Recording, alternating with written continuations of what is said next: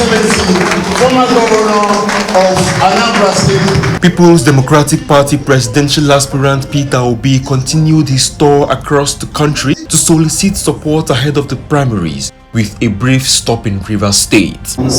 He met with some of the 146 state PDP delegates at the party's secretariat in Port Harcourt, where he listed wealth creation and a stronger economy as part of his plan for development if voted into power come 2023.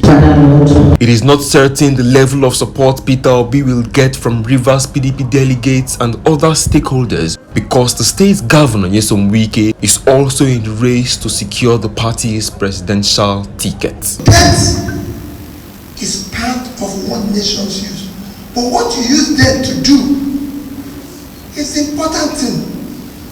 If you borrow money for consumption, you're going to have a crisis. If you borrow it for investment, and I'll show you nations that borrowed money for investment and what it translated to. Nigeria borrowed money for consumption. And when you talk, people say, oh, we borrowed it for capital vote, we borrowed it for capital project, we borrowed. Where is the capital project? Can you show it to me? We are happy with you. We are proud that Nigerians still have people like you. When we listen to the leader of our party in the state, we thought he's the only person left in this country. But listening to you now, we believe there is still one or two more people who are interested in the development of our country. With tears in her eyes, this mother, who was abducted together with 4 of her children, took time to compose herself before narrating her harrowing ordeal in the hands of her abductors, who killed her son together with 5 other victims. My children were 4, but they killed 1. I came back with 3. They took these boys. The other boy there is 19 years, my own is 17. They took them on bike and left. Immediately they took them, I knew they were going to kill them, so we started crying.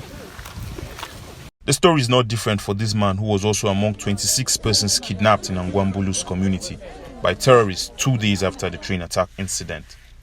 They picked 3 Christians and 3 Muslims and go out of the camp, and we stayed there.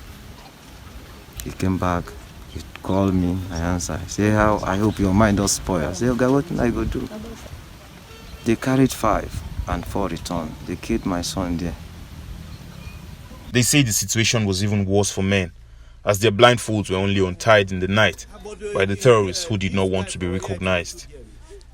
The village head confirmed to us that relatives of these victims had to sell their houses and most of their properties to raise money for ransom. What I know was that there's a family that paid 5 million and other 4 million, but all in all, what I know, it was almost that 20 million. We paid about almost 5 million. I did not have 1 naira. All those things is borrowing. They took the paper of this house. They took the land. Even my shop I have in Enugu is when yesterday I know that they sold it. After about 6 hours of meetings back-to-back at the UN House, the United Nations Secretary General rounds off his maiden visit to Nigeria with a visit to President Buhari at the Aso Rock Villa. He was received by top government officials and immediately went into a closed-door meeting with the president. Briefing the media after the meeting, Antonio Guterres assures that the ongoing Russian-Ukraine war will not stop humanitarian assistance to Nigeria and appeal to financial donors not to divert such funds. Mr. Guterres says his visit to Nigeria was in solidarity with victims of terrorism. He hopes for peaceful and democratic elections in Nigeria, which he says should be inclusive of women and youth. We are very active in support of the humanitarian efforts of the Nigerian government. And that is why we have called for an additional $351 million as part of the overall $1.1 billion for the humanitarian response plan for Nigeria. But despite all they have seen and endured, the people I met remain hopeful and committed to returning to their communities and resuming their lives.